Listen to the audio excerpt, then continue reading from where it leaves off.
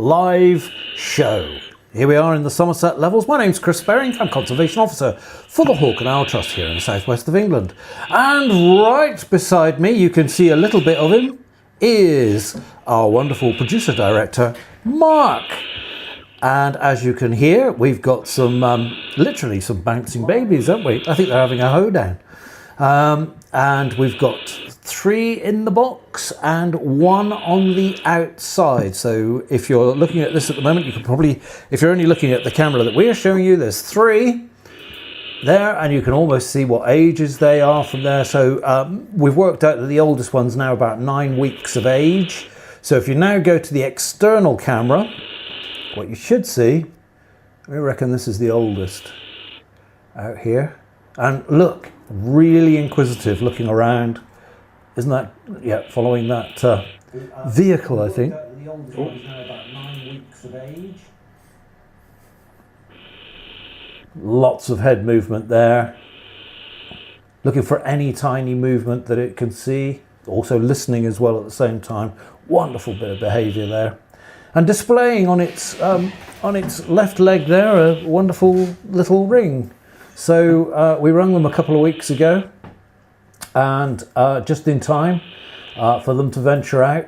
I think they ventured out for the first time yesterday evening, was it? They did, yes. Yeah. Yeah. Have you got a video of that? Maybe we can watch that. I believe we have. So yeah, just swapping over to last night's and replay, action replay. There we are, just coming out.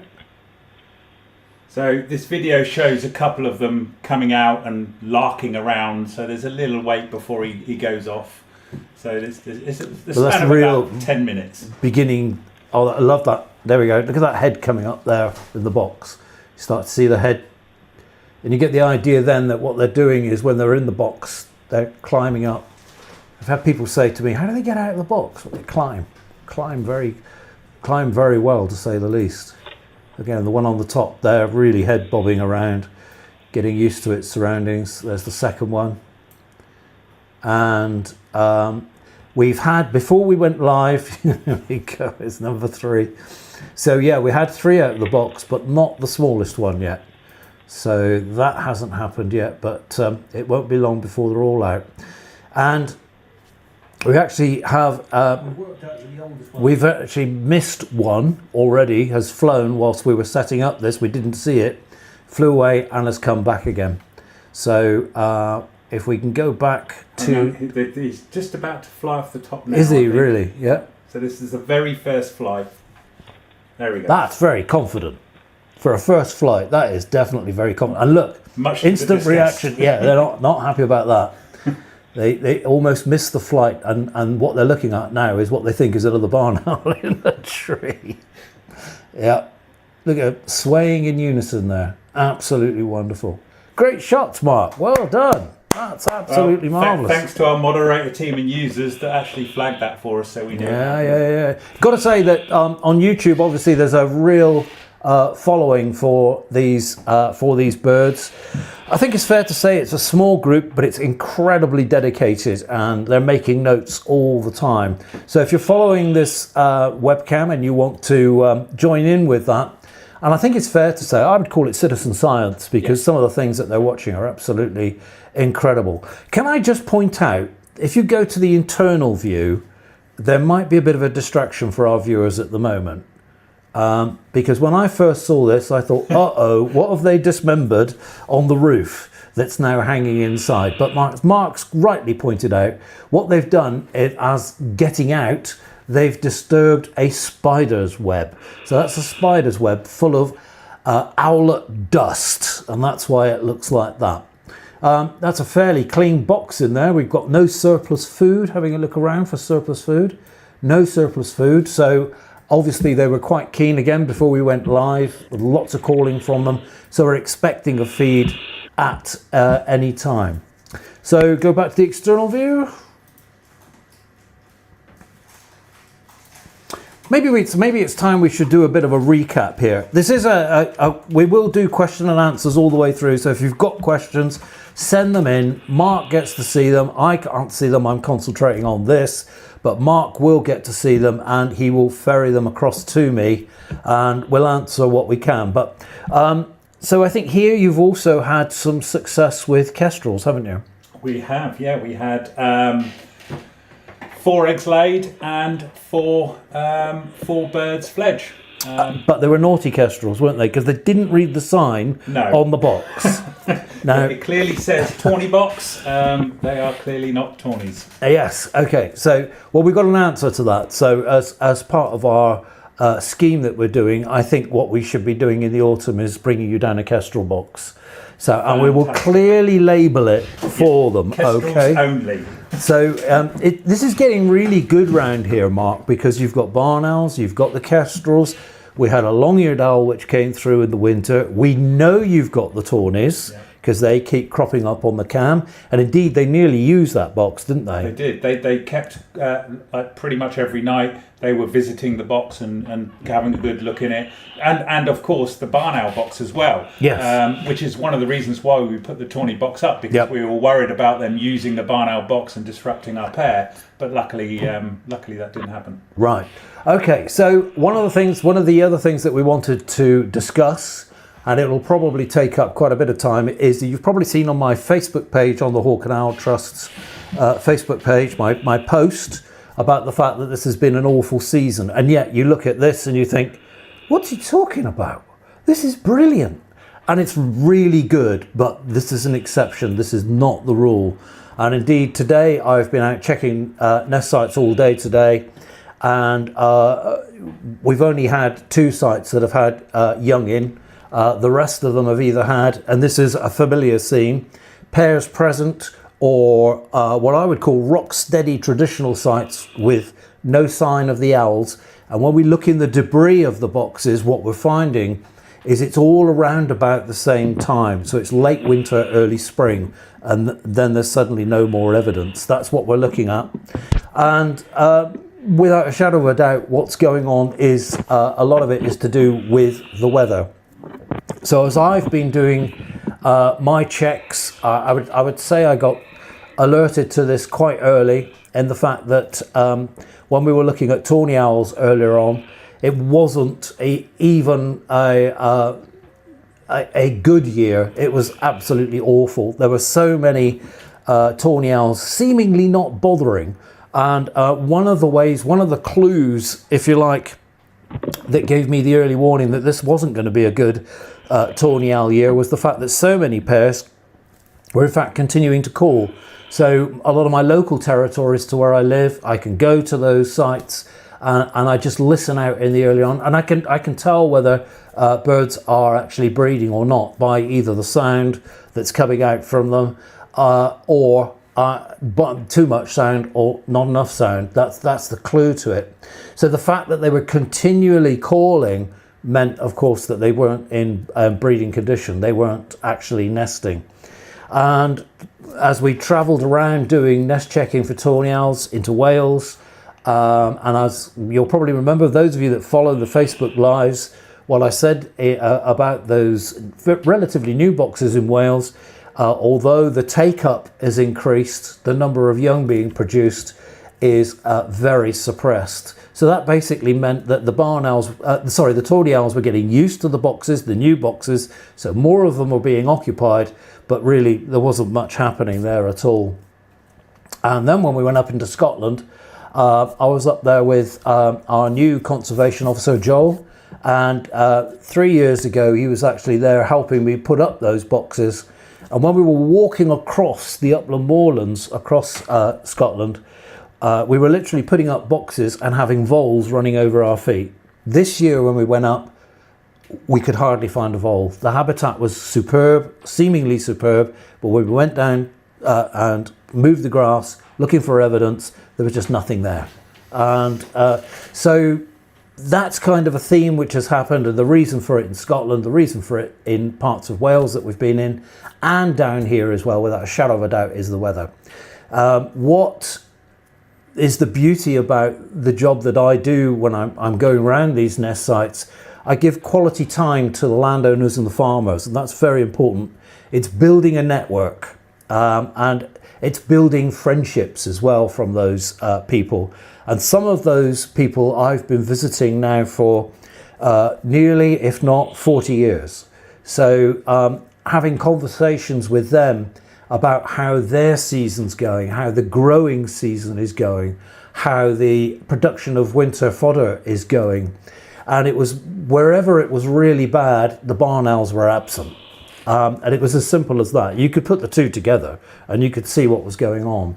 So without a shadow of a doubt, what was happening is that even where a farm had really good rough grassland margins, the voles were very few and far between. And parting that grass, again, what there wasn't was the fresh green shoots that the voles rely on for feeding.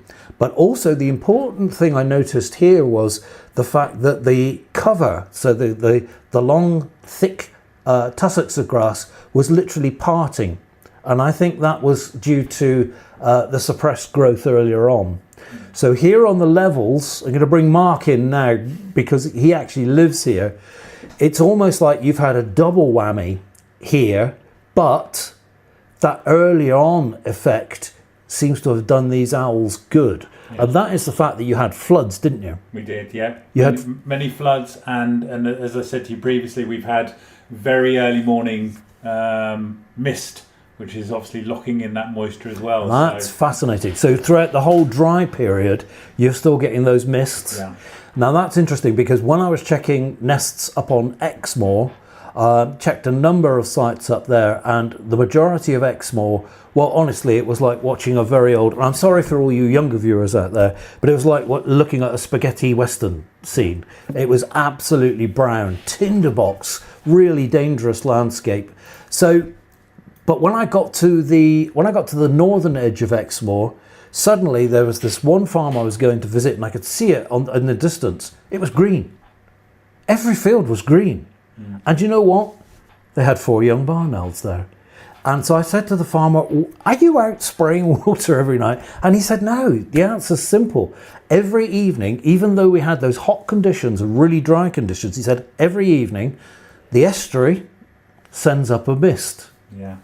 And it's like it's drizzling every evening. And that was the difference. And that difference meant that those barn owls were able to be successful because there's fresh growth in the environment to feed those voles and enough cover in those rough grassland margins in order that the voles could actually hide away. So it's absolutely fascinating. Now, of course, there's major implications here because if we consider that this is the type of thing which is going to happen in the future, you know from my earlier conversation that this isn't just affecting these birds, it's affecting other species as well.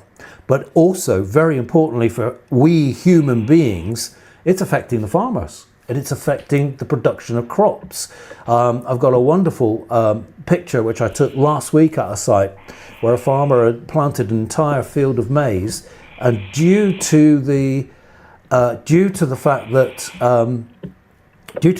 there was no rain at all, there were literally only 4 plants growing in this huge field. That was it, and they were right at the edge where there was a stream.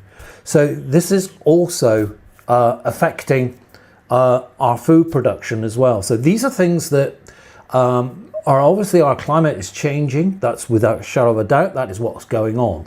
But what we need to do is get I think, a lot more resilient to the fact, and we need to future-proof this. And I believe we can do by looking at landscapes and the farming landscape and of course the wild landscape in a completely different way. Now I just saw a message there that we might not have any sound. I don't think that's correct. I can see sound going out. If somebody could just drop a comment. Okay, so this is a plea to the audience. Can somebody give us a like if you can hear any sound? Just give us one like. That's okay, we got sound. We got confirmation of sound. And so for me personally, it's been a very traumatic season. Now I can remember right back to my very early days of barn owl checking. And I've got to be honest, 2013 for me was one of those years where I just don't want to go through it again. This year is turning out much the same. There was 1995, which was also a very bad year, but that was a different reason. That was summer floods. So we were getting a lot of water coming out of the sky during 1995, and that was affecting their hunting ability. And I was literally going around nest sites, and there were young there who were just not getting fed.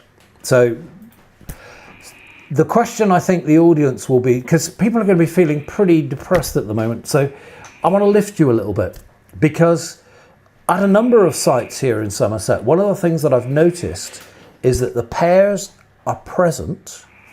They're now in full molt. That means to say when I stick my camera on a stalk in, I can see the pair in the box, and they're completely surrounded by their own molted feathers. So they've gone into molt. Now, if the weather was to change, I reckon barn owls could still nest this season. I've known them nest really late. I've known them go down on eggs in September. And as I've said, probably in every live that we've done this, they can be very resilient. And what they can do is, as I know from Royal Portbury Dock in the year 2000, is even in early January, finding a nest, an active nest. Again, a nest box I thought I was cleaning out. When I opened the box, there was a female very angrily looking at me, and when she lifted her body slightly, she did not come out, but when she lifted her body slightly, I was able to count 6 eggs. And that's the beginning of January 2000. So they can do it. And what we need desperately is for this weather to change. We don't need floods, but what we need is a bit more rain, which is what we're getting this week. We're starting to get some rain. And already in my lawn at home in North Somerset, I'm starting to see the grass turn from brown to green because fresh shoots are growing. So I think the voles can recover really, really quickly. We've discussed that many times on these lives before. They can turn their population around, and once that happens, I believe that these birds could go, a lot of these pairs could go into breeding condition as soon as the population goes up. What we need is a good mild winter to go through. No floods, no floods. Can I order that in advance from you? That's going to be a tall order for the Somerset levels. So, yeah, I think, you know, sometimes from these very bad years can come, the following year can be, we can have so many young, we haven't got enough rings to ring them. So that happened in 2014 when 2013 was really bad. Nature can heal itself. It can recover. And sometimes, you know, we the people, we human beings can actually help that along. And obviously we can, I've been advising farmers who are really concerned about their barn owls being in trouble. What more can they do to help? Well, they can leave more margins. That's one of the things that they can do. And that can have an instant effect, particularly if the grass is now growing.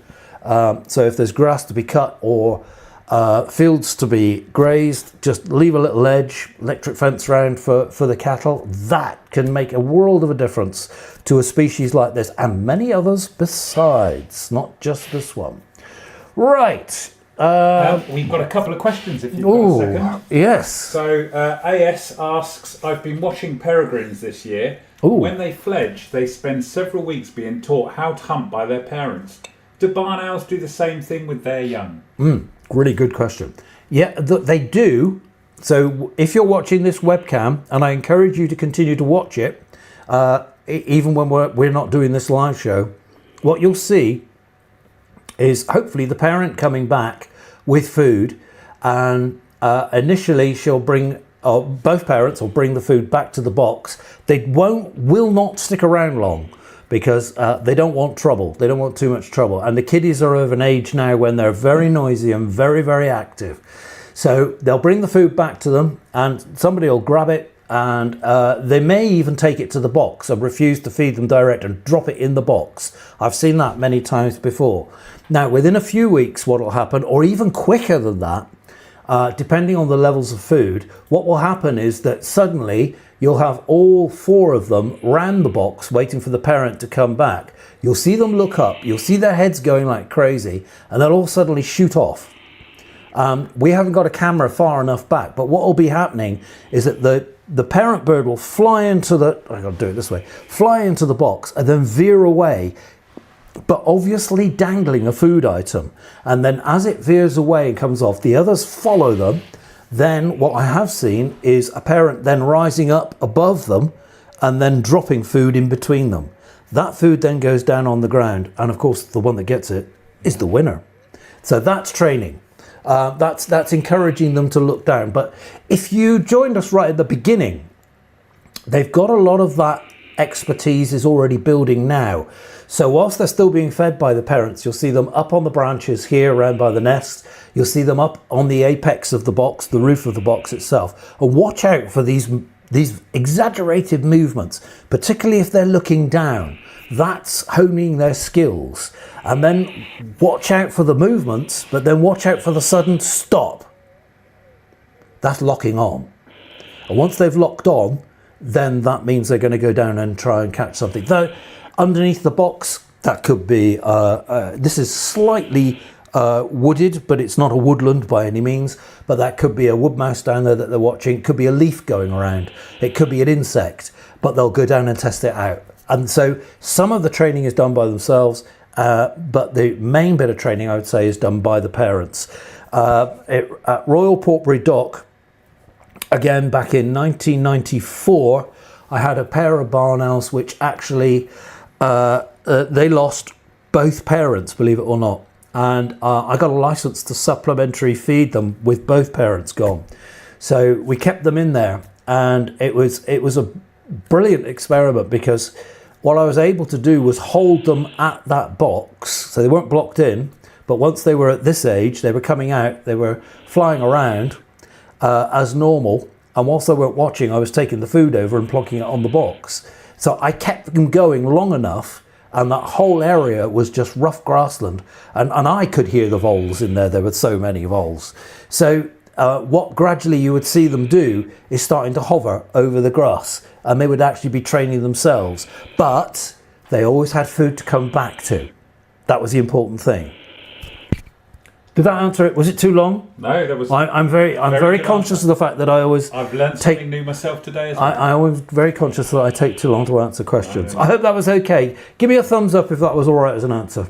And Helen says. Is this our Helen? Our Helen, yeah. We've seen another barn owl in the last 2 weeks on the branch, then onto the perch. It's incredible how the owlets know it's a stranger. You can hear them clacking. Wonderful behaviour. Yep. Well, Helen, I know we discussed this at a live last year about the possibility of putting colour rings on the young ones. And unfortunately, that's been refused.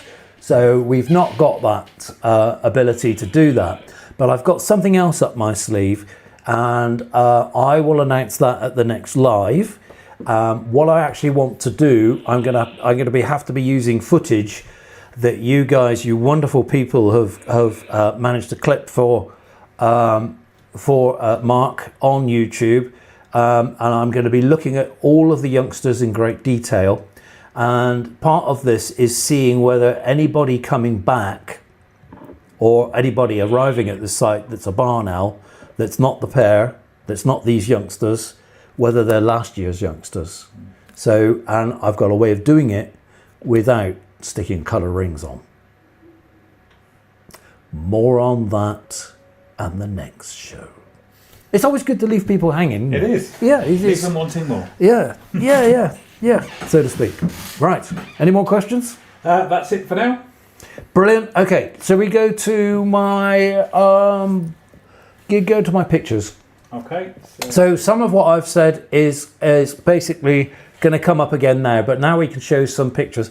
This is the Hawk and Owl Trust Shatwick Moor Nature Reserve. There's Glastonbury Tor there in the background. Now, if you're down Somerset on summer holiday, go along to our wonderful Shatwick Moor Nature Reserve. And this is what it looked like in November 2024. It's not usual for this area to flood. And you can see the Shatwick Moor drain there is right up to the top, and we're starting to get really big splash pools there. I would imagine when, because this is north of the Polden Hills, Mark, so I can imagine you south of the Polden Hills have got a lot more water than this, because that's the way the levels works. So this was November 2024. Now, if you go to the next picture, it's almost like, oh no, sorry. This one is really important as well, because a number of my farmers in Somerset for the first time, some of them for the first time in their lifetime, are seeing this bird back again. So this is the turtle dove. And again, this is the power of networking. This is the power of having people you go to visit every single year, sometimes 2-3 times a year, building up that relationship with the farmers and the landowners, is that they'll suddenly call you and say, here, I got this weird bird. What's this then? Oh, by the way, they talk like that, Mark.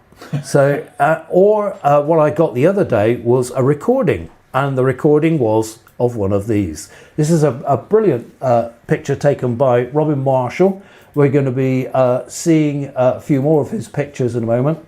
And he takes a lot of pictures on a farm that I've been going to probably since time begun. And he came up with this picture, absolutely gobsmacking. Turtle doves are back. Apparently there's been a big release scheme up in the north part of Somerset. So something for all the landowners to look out for down here. I apologise, the pictures have gone out of order for some reason. Have they? Yes, they have. Oh, you're just testing me. I spent ages getting them in the right order, and now they're completely randomised for no rhyme nor reason. So who knows what we're going to get next? Okay, pick a pondu. Okay, so yeah, this was, they are completely out of order. So this is the area of Scotland that we went to, and you can see that area running through the bottom there. I can't put my finger up there, can I? No. Have we got a mouse or anything? No, we haven't. You see that lonely tree there in the middle? I mean, basically, that's an area of rough grassland that goes right the way through that valley, and it was teeming with voles. It is actually completely dried out now, and that area is completely dead. There was a pair of long-eared owls in that particular area that, believe it or not, wait for it, grip onto something tight, got it, was using our box. But unfortunately they didn't fail. They failed basically because, again, lack of voles. So they started using it and then failed. We've gone back to that one. Oh, sorry, I was looking at why its order was messed up. Trying to see if I can fix the blasted thing. Turtle dove, that's nice, that's nice. Okay, on to the next one. Right. So yeah, this is when I talk about margins, they are completely out of order. This is what I mean, this is what I'm talking about. So this is not a margin as part of any scheme. This is a margin where I basically can say to a landowner, look, you know, cutting silage at the moment, can you leave an edge? And on years like this will be absolutely, this wasn't taken this year, but this can be an absolute lifeline, particularly for short-tailed voles and our owly friends, and kestrels as well, mustn't leave those out. And of course, butterflies, summer butterflies, grassland butterflies that are laying eggs. Because of course, as we know, that when they're laying eggs in the rough grassland, they're higher away from the severe frost levels. Yeah. Go. Oh yes, this is brilliant. So again, it's the power of networking. Now I don't normally show pictures like this. These are normally pictures I take for the farmers, and obviously they love these pictures.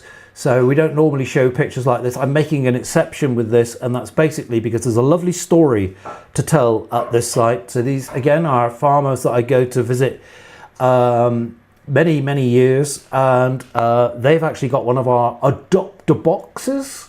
And of course, if you want to look and see a bit more about our adopter boxes or take out an adopter box, go to our website, which is www.hawk. Did I do 4 then or 3? www.hawkandowltrust.org.uk. Yes, go to that website and look along the top of the website, and you'll come down and you'll find our adopter box scheme. Join up for our adopter box scheme, because of course the money we raise from that actually goes towards a lot of these visits that we do. Now, the beauty about this one was that they were I think we worked out they were 2 months later than last year actually laying. And when I originally went along with the camera on a stalk, she'd actually hatched 5 young here. And already knowing that it was a very bad year, I'd calculated that we would probably get 2, 3 if we were really lucky. And at that time, the farmer who's there was cutting the grass and literally said, wait for it, what can I do to help? And I said, well, can you extend the margins? When I went back to ring these, he'd not only had he extended the margins, he'd left some in the middle as well deliberately. Fantastic. And then when we went in the box, it wasn't 2, it wasn't 3, they'd only lost 1. So, and a big shout out to this particular farmer. I like to call him Nick because his surname's, I like to call him Rick because his surname's Parfit. Get it? Yeah. Get it? Yeah. Those of us of a certain age, yes. One of the best rhythm guitarists ever, status quo guitarist. But it's not. It's actually Nick and his wife and his daughter. And I'm going to do some advertising. Can I do some advertising? Of course. Yeah, that's okay. The boss says yes. They run Chumu's ice cream. And they produce it from Guernsey cows, beautiful cows. And of course, they do marvellous things for wildlife. And they went one step further this year in response to the crisis for the owls. And that was the result. End. Brilliant story. What it's all about. Who's that? It's Father Christmas. No. And so, Mark, I'm going to step back and have a drink. You talk us through the ringing. Yeah, so Chris came down, was it last week, the week before? Week before, with Joel. With Joel, yeah, it was Joel. Joel was learning the ropes of ringing as well. It went very well. We had 4 lovely chicks, didn't we? They were in good condition. Access was easy, and I think it went all perfectly. Every single one of them, when we touched their bellies, every single one had something digesting inside. Yeah. And I apologise for all those of you who are currently having your dinner. But yeah, that's a great picture of a proud daddy. Yes, very much so. We were, after the hassle we had last year with losing our female, I genuinely thought we weren't going to get anything this year. In fact, I thought it might have been the end of the box, for the foreseeable future. How wrong was I? Well, it's an important issue you raised there, because one of the things that I've noticed over the past 3 years, if you look at my big map of Somerset and you look at all of the sites, basically if you were to stick a pin in all of the sites I had 5 years ago, what we're now doing is removing pins. And the spaces between the pairs that are left is getting bigger and bigger. Now that can be quite normal, and that can improve conditions for them because, of course, there's more area to hunt. Yeah. So you could almost call that predatory control. That's what happens normal. So if you drew it on a graph, for example, if I was to go back to at least 2010, you'll see the barn owls reaching a peak and then a slight drop off, reaching a peak and then a slight drop off, reaching a peak. So the peaks are all much in a line. Yeah. What I'm seeing now is reaching a peak, drop off, reaching a peak, drop off, reaching a peak, drop off. Downward trend. And that's what I'm looking at.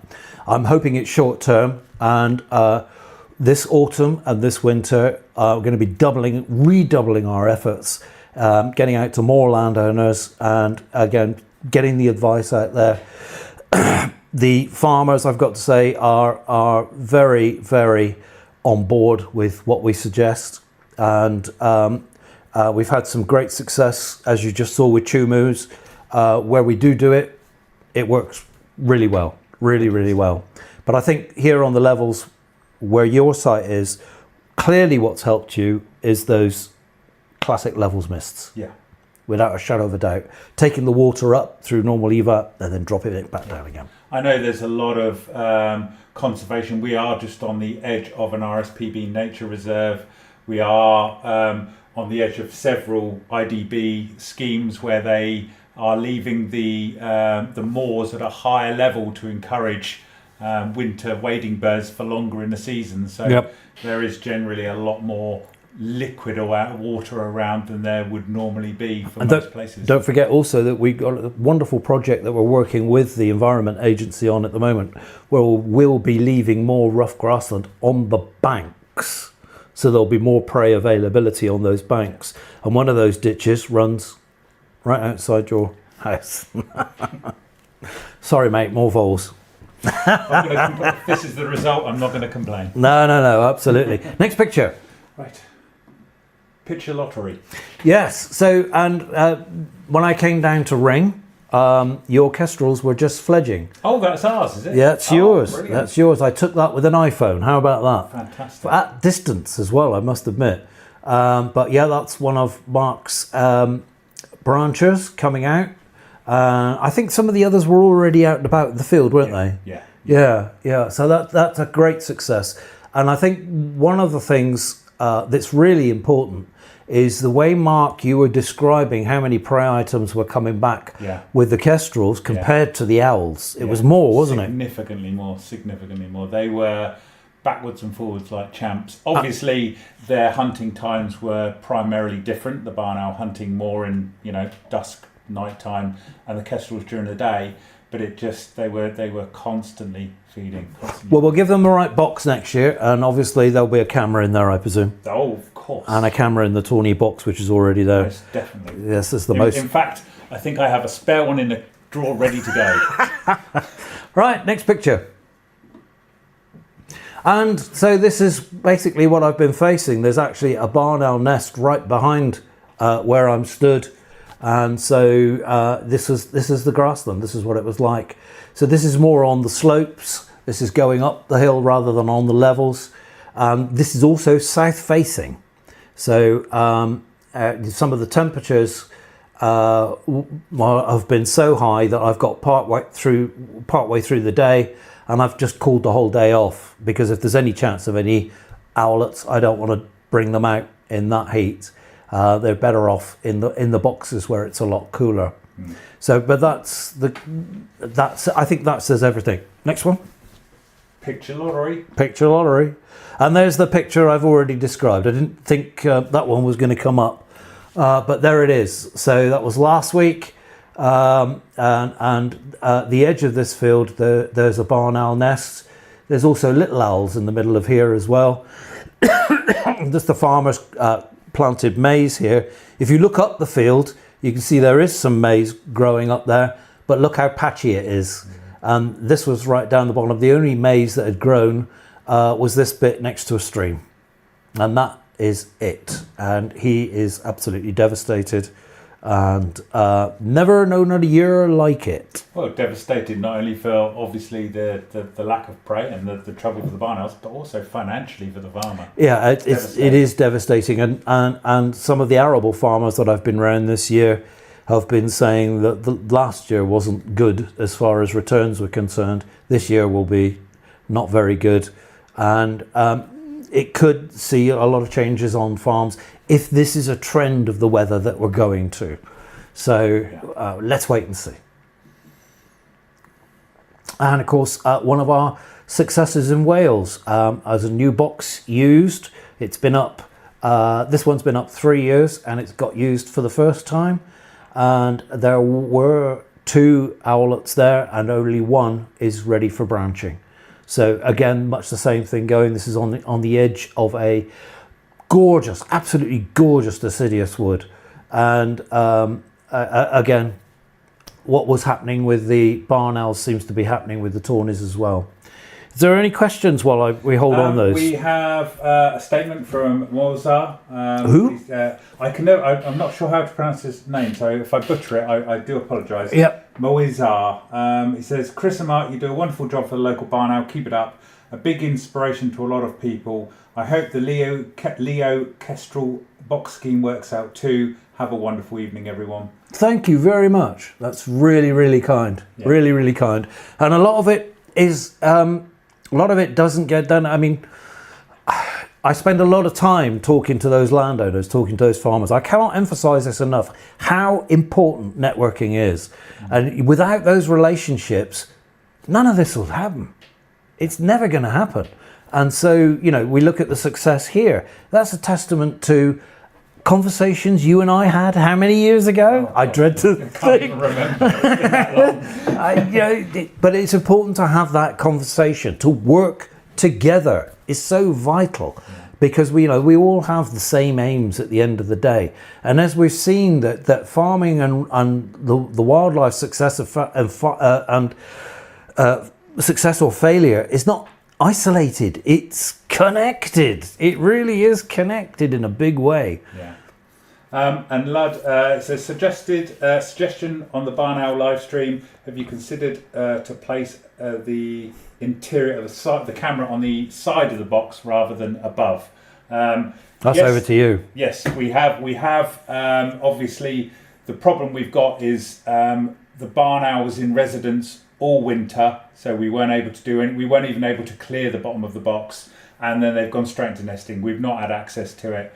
And it does require quite heavy modification for the box. So what we'll probably do is wait until the box needs replacing, and then the new one, I'm planning on potentially having one above, one on the side, and one on the exit. Depending on how we go. And when I rung, didn't we assess when that would be? We looked at the state of the box, didn't we? You thought we could get another year out of it, I think. Yeah. So it's still in pretty good nick. Yeah. So it's not going to be an immediate thing. And obviously we can't take the box down for 6 weeks while we modify it whilst it's being used. So it is on the plan. We will hopefully get that done. That a side camera will be there.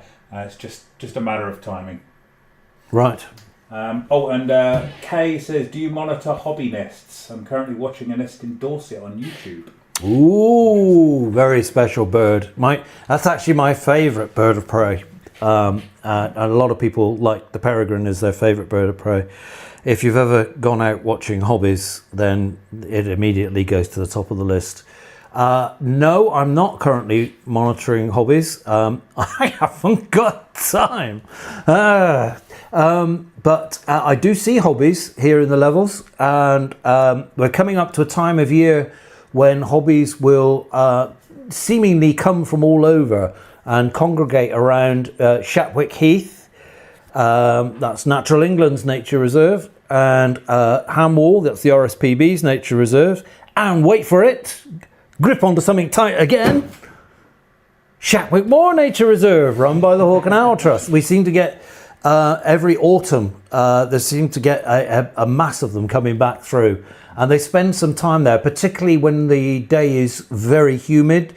So you have a late summer day, so I'm talking about late August, when it's mid to late August, when it's very humid, and all the dragonflies and damselflies are out and about, and hobbies will just come over. And I think I counted 1 year, over 30 hobbies. Fantastic. Over our nature reserve, and I could see more were over Shatwick Heath. So it's obviously a gathering place. It's a great place to feed up before you make that journey back south. But no, that webcam in Dorset, I'll go and look it up. That very exciting. I like that. Hobbies, can't beat them. Couple more questions. These are from Facebook. Paul sadly says, what's an average timescale before owls occupy use nest boxes? I've put up 3 in the last 18 months, nothing yet. Don't panic. I told you what we went through in Wales. There was a box which I put up locally to myself, a pair of owls in a cemetery very close to where I live, and we put it up in lockdown year, so 2020. And the first year it got used, even though the pair were there on site, the first year it got used was 2024, so 4 years. I'm not saying 4 years is the mark, but just stick with it, and they will come. Adam Watts says he's seen a lot of barn owls and the odd tawny around Birtle and Catcott a few weeks ago, but activity has dropped over the last few weeks. There was a family of, I think 3 a while ago. We're keeping an eye on them, now gone too quiet. Yeah. Could be the same thing, but again, don't forget what Mark said about where we are. We're much further south than you. That if you're getting those mists in the morning, that could be the difference between success and failure. So yeah, the live stream you're watching here, so our barn owls here, they're going to get even more active because you're going to see them all back in the box like they are at the moment, and then suddenly they're all going to be out like they've suddenly burst, and then they'll fly away a little bit, and then they'll come back, and then they'll go back in the box. So there's going to be a lot of comings and goings. Crikey, the guys on YouTube are going to be working overtime, logging all of this. And that's so the fact that you're not seeing any activity is worrying. Again, if you know where the sites are and you want to send me a private message, I am quite prepared, if we've got the landowner's permission, to come along and do a visit. You're not very far away from me, so I can carry out that visit if you need advice. Fantastic. Hayley Williams says, I was at Shatwick Moor last year and a hobby perched in a tree opposite the main hide. What a beautiful sighting. Yeah, gorgeous. So if you go to Shatwick Moor at the moment, at this time of the year, you should be seeing the marsh harriers as well. So the buzzards have been very active. When they cut the grass, the sky filled with red kites, because obviously once the grass is cut, if there's anything in there, the kites come down and pick it all up. And then the kites just disappear, but the buzzards are still very much there. And 2 winters ago, we had short-eared owl come across and visit, stayed for a while. And the barn owls are active, but again, I don't think they've bred there. We checked both boxes earlier on, there was nothing going on. But again, the season's not over until it's really over. I just know what barn owls are like. I know what they will do. And if the conditions are right, then I wouldn't be at all surprised if we don't get some. As I said, I'm repeating myself, but I think it's important. I wouldn't be at all surprised if we don't see some very late broods. Fantastic. But we need to check it. Okay, next picture. Okay. So, and that's one of the young from this year. So, on average, the majority of the sites were laying a month to 2 months later than normal. Now, if I ask Mark the question, how much later were yours this year? You will say, I think they were 3-4 weeks. So around the month mark again. Yeah. So it's like it's all shifted that way in any case. Yeah. So it's shifted into the year. And obviously what we'll wait and see is what the winter brings, whether that then goes back to a more normal time. Yeah. Interesting. And I think that might be it, unless they really are. Oh, yes, I forgot the little owls. So yes, we've been busy with little owls. Last time I was talking about what we were doing for little owls. We've been putting up boxes. If you go to the next one. And it really has, yes. Unfortunately, this is not a young little owl. This is another young barn owl from this year. But again, this is only a couple of weeks ago. You can see how far that is behind yours. It's quite a bit behind. Yeah. So, and they will only be, 5 weeks old now. 5 weeks old. Yeah. So at least another 4 weeks before they're out and about. Yeah. Yep. And this is the important one. That's an adopt-a-box little owl nesting box. And actually, this is a good one for the person who inquired about how long boxes are up for. This box has actually been up for, I think, again, it's 4 years, 3 to 4 years at least. And this year it's had, these little owls have had 3 young. And this is the same farm where I normally have, this farmer's got 10 barn owl boxes up and we get 6 to 8 used every single year. This year, there's not even a barn owl on the farm. Okay. Now, you may say, it may be instant to say, well, there's no barn owls, the little owls have bred. Is there something in that? Actually, there's nothing in that at all, because these little owls are breeding in a place where the barn owls never occur. So they're not even anywhere near where the barn owls are. But this is a part of our Adopt-a-Box scheme. And again, they are actually located quite close to an orchard, which is where they love to be. And so we got this box, part of our Adopt-a-Box scheme. And again, emphasize the fact that the box, the visit, the monitoring is all paid for through our Adopt-a-Box scheme. So please do join up for Adopt a Box. It makes a wonderful Christmas present or a birthday present or Valentine's, whatever you do, you know, or just a celebration. Hey, it's a good day today. I'm going to adopt a box. And of course, we wouldn't be here.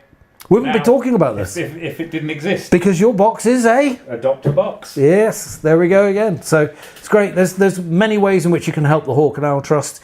Adopt a Box is one thing. Joining the Hawk and Owl Trust is another. But these schemes are really crucial. And as I said, I do pay a lot of attention to these visits and building up these relationships. That takes time to build up those relationships. I'm lucky that I've been doing it for so long now. Do you know what? They might retire me one day. I've been doing it. I've been doing this for so long. I can actually say that, you know, 40 years. I've been working for the Hawk and Owl Trust 35 years. So there you go. It's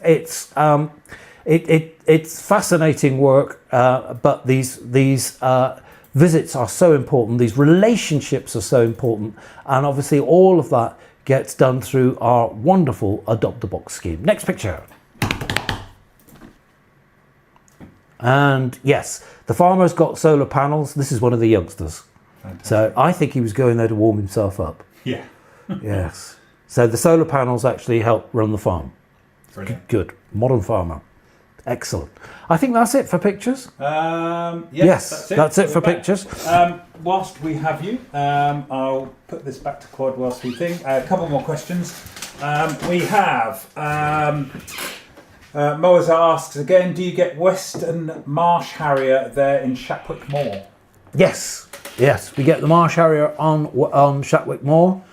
We also, very importantly, get it on our other wonderful nature reserve, which is the Sculthorpe Moor Nature Reserve near Fakenham in Norfolk. So if you're ever up in Norfolk bird watching, as I know lots of people are, then do give Sculthorpe Moor a visit, particularly if you're looking for Marsh Harriers. You might see one. Have we been given any webcams? We have. So we could. The questioner may have prompted us to go. We can go to Sculthorpe. Speaking of Sculthorpe Wetland, yes, we shall connect to their camera live, and there we go. So you're now looking at North Norfolk. Oh look, they got some sunshine, haven't they? It seems that we got cloud here. Yeah, looks lovely. Do you know what I want to do with that camera? I want to pan it round. I want to have complete control. Yeah. I want to look around. But what a wonderful landscape that is there. So I've been to Sculthorpe Moor. I normally go once or twice a year. I'll probably be going up again in the autumn. But every time I go there, it's almost like there's something new to look at. Yeah. So it's a growing nature reserve. Oh, some reflection of something coming over. What's that then?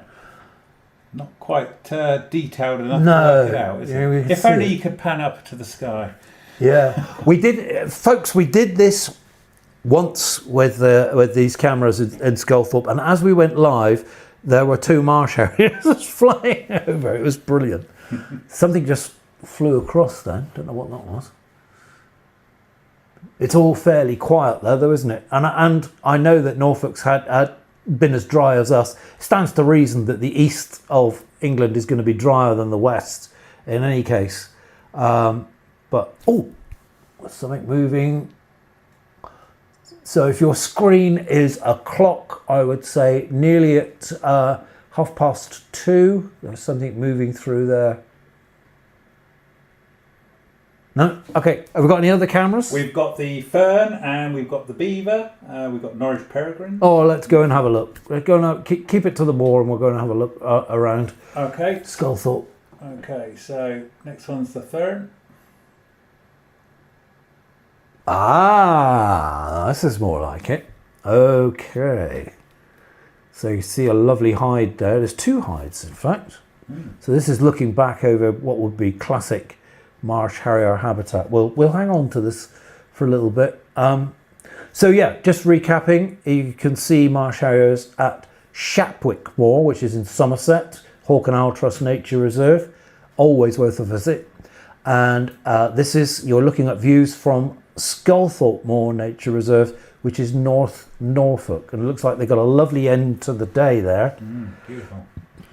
Gorgeous. Whilst we hold on to this image, we've got a question here from, two questions. One from Adam Watt says, what effect does morning mist have? Tuned in late and missed it. So this is referring to how on the levels we thought that the morning mist was locking in moisture and allowing the voles to have a better survival rate. Yeah, and the same things. Adam, sorry, you probably missed my earlier conversation. So Mark did a wonderful description, as he's just done then, of what's happening down here every morning, particularly during the hot weather. And I then cut in with the fact that on Exmoor, which is much higher ground, the majority of Exmoor, where I was visiting sites, was very brown looking. I think I described it looking like a spaghetti western, which means absolutely nothing to younger people, but very, very dry and almost desert-like in places. And then I got to this one farm towards the northern edge, which is quite close to the estuary, where as I approached the farm was green. And so I said to the farmer, here, you out with a hose pipe every day or something? And he said, no. He said, that's easy explainable. He said, every night the mist comes up from the estuary, comes across my ground and drops drizzle. And he said it happens every night the same. And that was one site where we had really good success with the barn owls, and all the others were not very good at all. Annie Muck says, hi, is there any chance of live streaming a little owl nest? Yes, we'll do it next year. Yeah, that's a promise. Yes, we are putting up more and more little owl boxes. We're getting a really good feel also to where there is a little bit of expansion taking place, and where that happens, I think we can target boxes in there, but I'm going to need to speak to some technical people about how we go about that. I don't know anybody that can help us with that at all. We'll just have to wait and see. Sounds good. Camilla asks, any updates on Kettering peregrines? It's been quiet for some time. No, I've got no updates. I've been out busy monitoring owls. Have we got access to that cam? Well, we've got Norwich peregrines, haven't we? We've got Norwich peregrines, yeah, and the Norfolk barn owl, the only two left I've got. Yeah, okay. So, sorry, no, we haven't. We haven't got any update on that. So this is the Norwich Cathedral peregrines. Well, we can see where they've been. I think it's been empty most of the day when I've been checking it. Okay. Yeah. So yeah, nice view of Norwich. Lovely. It looks lovely, doesn't it? Yeah, I did a survey up that street many years ago. Anyway. So I don't know if you want to carry on with the fen or go to the beaver. Oh, we're going to have a look at the beavers. Does the water look disturbed? No, obviously, last live, we had a surprise, didn't we? We did. Go across the camera live. Yes. You always want to just stay and watch. And yes, it's very relaxing, isn't it? It is. I can see why all these people are on YouTube watching the barn owls. Yeah. And then when something happens, they're jotting something down really quickly. Yes. Okay, well, we can't hold on that forever. Let's go back to our we've got another barn owl cam, haven't we? Yes, we got the Norfolk barn owls. Oh, there they are. 2 youngsters. Excellent. Fairly advanced as well, aren't they? Yes. They're about the same as yours, aren't they? Mm. Yes, they are. Yeah, so I don't know how many were in this brood to start off with, but we've obviously got 2 here, and some broods which have been successful. It's worth pointing out that, and we've said this in many other years as well, as what they will do is literally take the number of young down to a level whereby they seem to know what's going to be successful, how many are going to be successful. Sometimes they make a mistake on that. But if you look at the difference between this and the Somerset ones here, that's quite interesting in itself. But obviously, I don't know if they're getting the mists that you've been talking about in Sculthorpe, like you're getting down here on the levels. which seems to be an interesting factor. But Mowitzer says, in Hungary we sadly lost all of our live stream little owls due to a marten attack. How is marten population doing in the UK? They are mostly now in Scotland? No. Well, believe it or not, where I come from, there is pine marten. So I live in North Somerset, and we couldn't find out where this animal had come from. I got alerted by a homeowner who had a security camera on their cars in their driveway, and this animal walked past, and they sent me the clip saying, "What's this?" I said, "Oh, that's a pine marten." The story goes on a bit more that on one of the clips, I was thinking of you because it's just like you, cameras everywhere. On one of the clips, you could see the pine marten running between the cars with a grey squirrel in its mouth. Wow. So, and that was heading in a particular direction. And then it was found, a neighbour said they actually had a nest in a shed. So there are pine martens around. In England, there are release schemes for pine marten. Where our pine martens come from, nobody knows.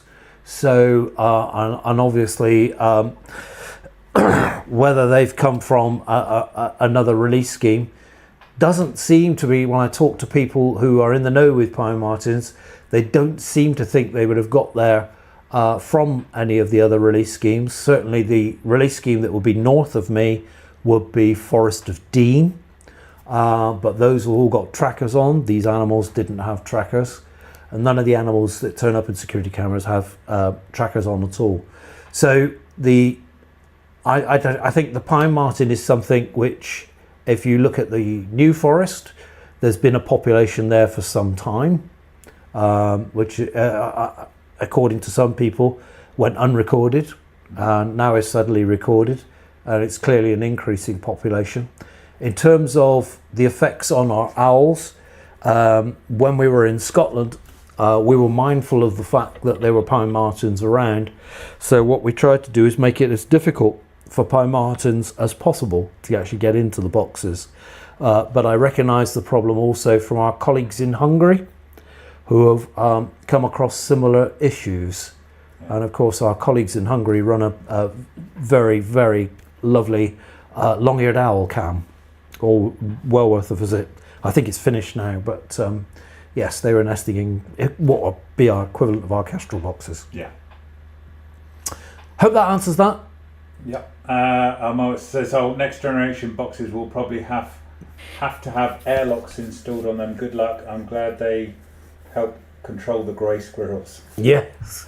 Yes. Well, if we want reds back, then the grey squirrel has to be controlled. That's.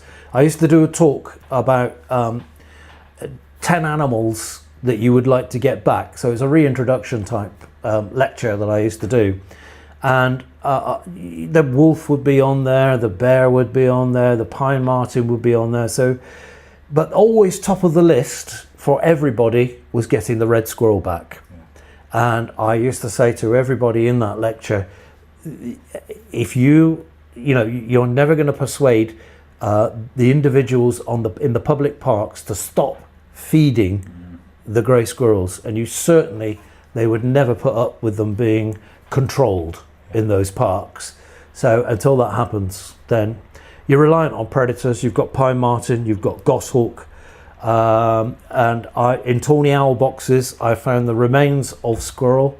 So whether that squirrel's coming in to attack their nest and they've said, no, it's you or me. Well, we've had that happen here, haven't we? Yes. We had the grey squirrel nesting in our barn owl box for the winter. Yeah.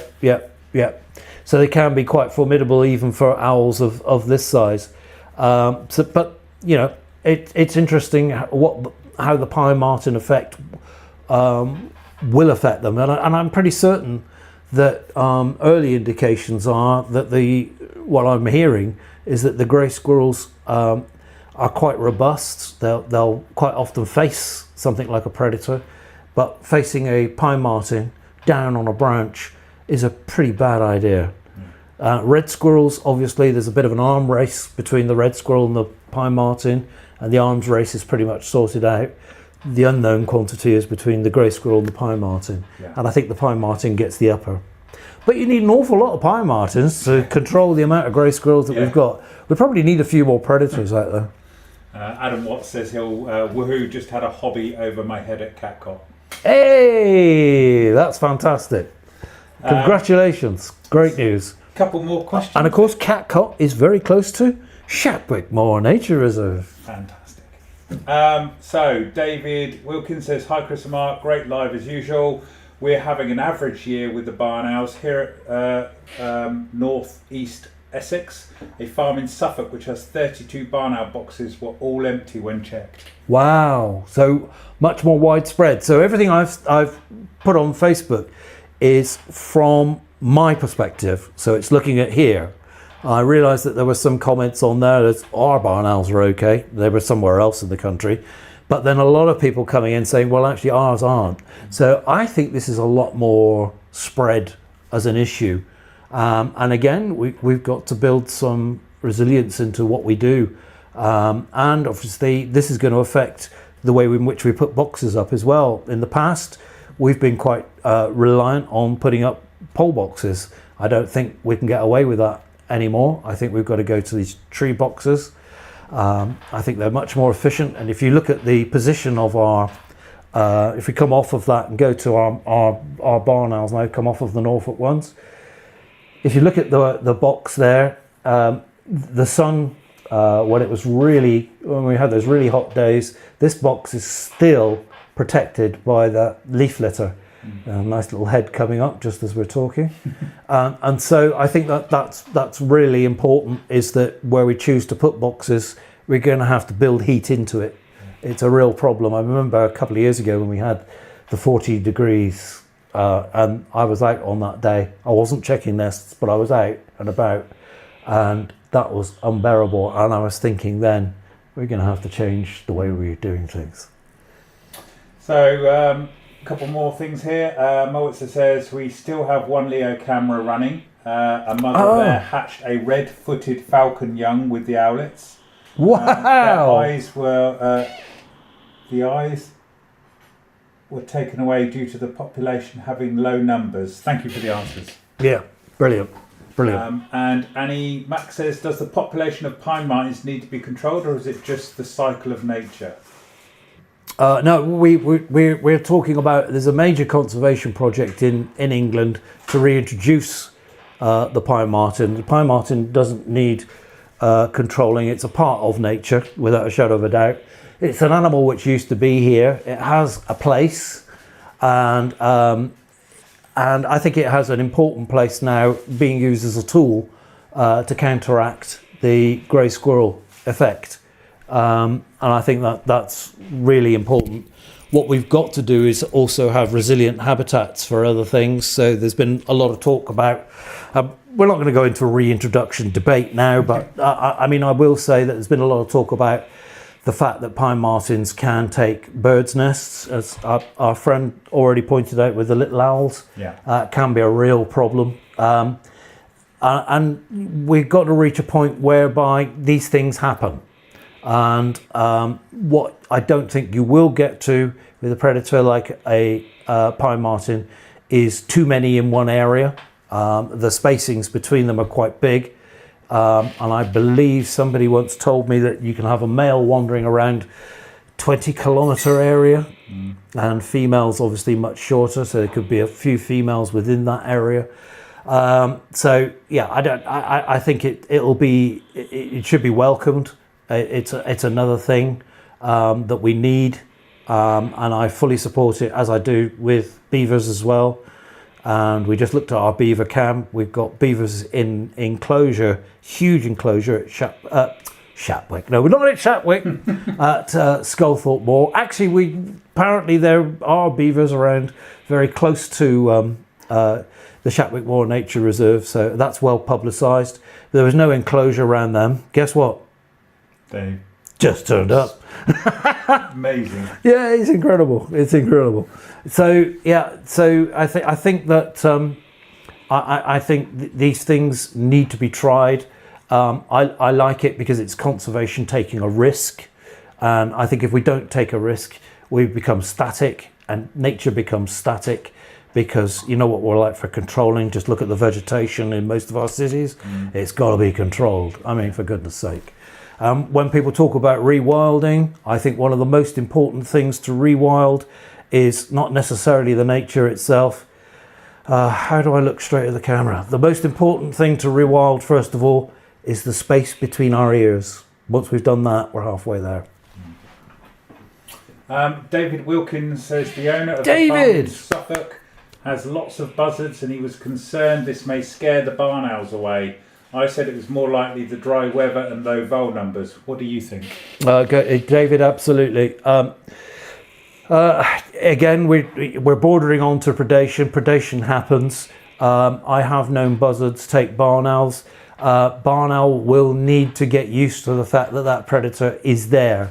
We've had this discussion as well with goshawks, and I find that it's pretty easy to tell if there's a goshawk in the area because the barn owls suddenly become very nocturnal. Why? Because it's learnt, and they need to learn that. So they need to go through that process. If you look at other countries, for example, I know when I was in Sweden, they don't get hung up about this interspecies aggression type thing because everything reaches that level. So in Sweden, with just talking about owls, you've got the eagle owl at the top, you've got tawny owls there, you've got Ural owl, you've got great grey owl, and then right down the scale, you've got Tengmalm's owl. Occasionally in the winter, you've got snowy owl, depending on where you are in Sweden. But you also got the tiny, tiny little, almost sparrow-sized pygmy owl, and it all gets on. There's other owls there. I didn't mention them all. I'm just giving you that example there. And it's when food supply dries up is when you'll start getting to see more interspecies aggression taking place. Excellent question. John says, to go back to earlier, if I may, regarding the comment about owlets being aware of a strange owl outside, I was under the impression ultrasonic waves were used to recognise family members. Some say not, but if they can't see the stranger, how would they know? Interesting question. I've not actually heard of ultrasonic waves and being able to identify individuals. Well, we did see a little bit of interesting behaviour earlier, didn't we? Where, for instance, the older owlet flew from the box to the tree behind the camera, so we couldn't see it, and took the other two owlets, which were on the landing platform where the owlet is now, weaving its head back and forward, by complete surprise, and they went into complete defence mode, didn't they? Well, yeah, we had similar behaviour when the first chick went up to the platform. Yeah. The footage is on our YouTube channel.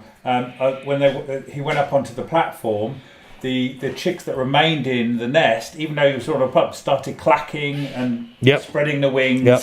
So there was no recognition. There was no recognition. No recognition at all. No. So, sorry, I don't think the ultrasonic thing is not working.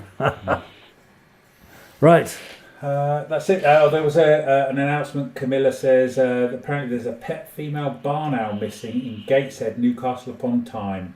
So if there's any new barn owls seen in that area, it may be worth letting them know. Aurora Jorosini. Okay, great. Yep. Good bit of information for anybody in that particular area. Right, I think we're coming to an end. Do you want to have a quick look around the cameras again? Yep. So our barn owls still have not had a adult return yet. No. And they're looking quite... nice flight right on top of the camera. So he will literally be sat on the top of the camera because there's the camera. look at that head. Look at that head going in the box. That is great. And now you've got two heads coming out. Come on, if you're watching this on a laptop, that's got to be worth a screenshot. Look at that. Get the screenshot going. You can't beat that. It is great. It's great. It's quite interesting as they get larger and larger and larger, and you see that they're so desperate to see out of the box. Yeah. And then when their eyes start peeking out, it's absolutely adorable. Yep. they're so inquisitive. Yeah. And I remember years ago there was a lovely country lane in Somerset where there was a barn owl nest in a tree, and you used to watch the young literally playing with leaves. Yeah. So there'd be leaves blowing around, and they'd come down and catch the leaves. Fantastic. But you get all this wonderful head movement to start off with. Okay, let's go and look around the webcams one more time. Right, so. Wow, they're looking a bit more active. Oh, look at that. We got a little flight. You see, that owl did exactly what I said earlier. See them looking down. So that owl was actually weaving its head, saw something on the ground, and has gone down. We need another camera on the ground. I won't tell them that. There's one there by the looks of it. I don't know whether that's something that they can... Yeah, but it would be interesting to see what it's... Because it will be play. It's play behaviour which leads to the learning. Yeah. Brilliant. Okay. So, quick look at the parrot. Oh, it's getting dark there now. Very dark. Yep. Not much going on by the looks of it. No, they're not back for the night. Ah, right. Beautiful. Look at that reflection. Oh, gorgeous. Brilliant nature reserve. There's something here causing ripples. Yeah.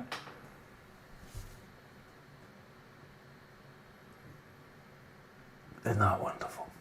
Isn't that wonderful? They don't seem to have much wind there either, do they? No. It's very calm. We do wind very well here in Somerset. Oh, we do wind really well. I know a lot about wind. Next one. Ah. Oh, looks. These are either.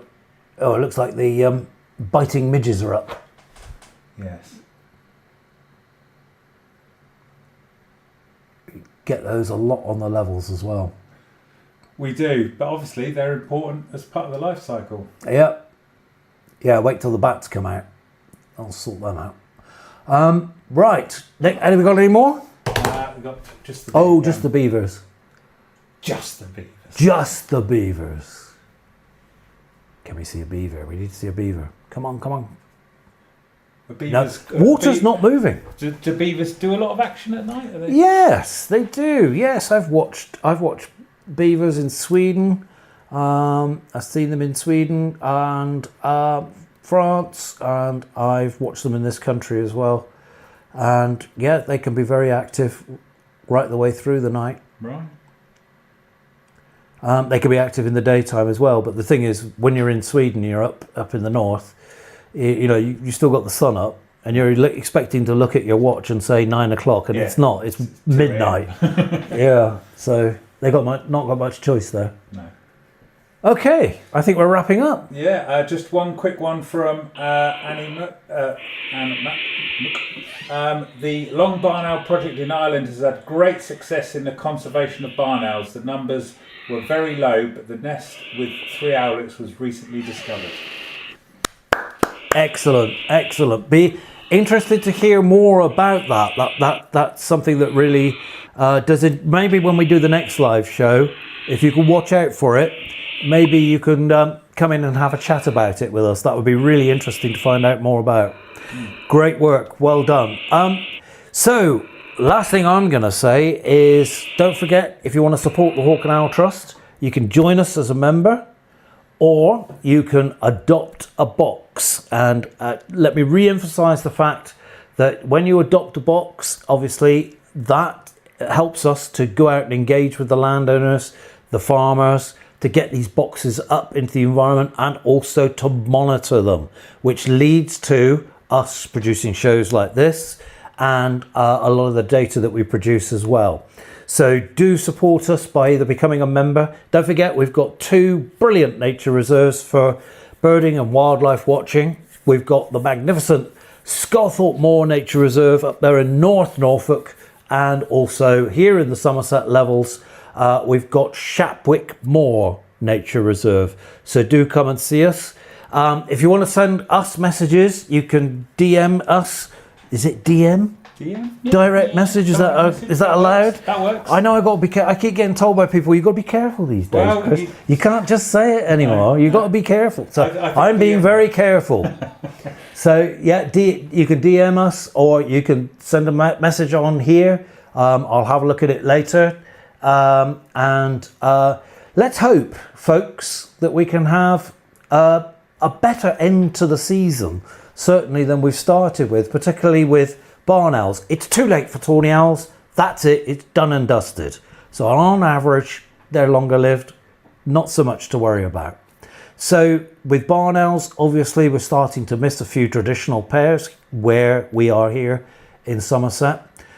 We'll be working hard through the autumn and winter to reverse that, and to also keep an eye on this crazy weather that we've got at the moment, and find out ways in which we can build in some resilience for some of those prey species. Hope you enjoyed the show. We need to know whether you enjoyed it or not. We need some likes.